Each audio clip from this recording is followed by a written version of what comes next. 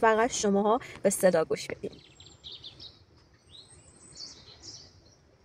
سلام، به چنل سارا خوش اومدین.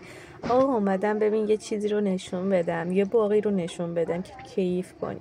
اینجا یکی از باغ نهال فروشامون هستش که اومدیم برای خرید نهال. این نوع هم پرتقال هستش، این نوع میوه پرتقالی هستش. آقا چشم من به اینجا خورد. باغ حیات پشتی که به جنگل میخوره و باغه خیلی اصلا آدم رو جلب خودش میکنه. این چجور جاییه؟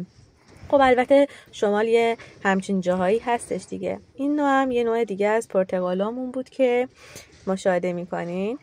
انواع اقسام میوه ها رو داره، مثلا خرمالو داره رو درخت و اینجا هم که مرغ و خروساشون رو تربیت میکنن دیگه. عزیز دلم چقدر نازن اینا.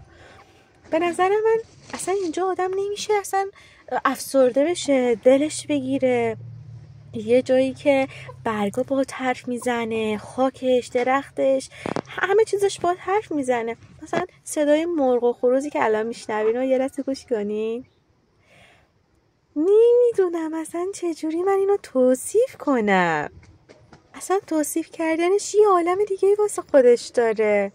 نمیدونم، جایی که خیلی بهت روحیه میده، حالت مدیتیشنی داره برات.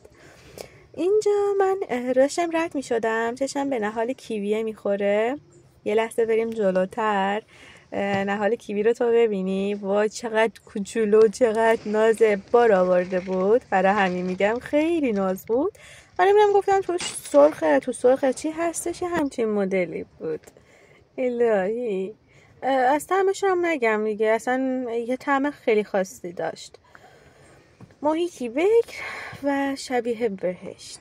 از اینجا به بعدش میخوریم به یه آخر باغ و میخوام دیگه حرف نزنم، فقط شماها به صدا گوش بدین.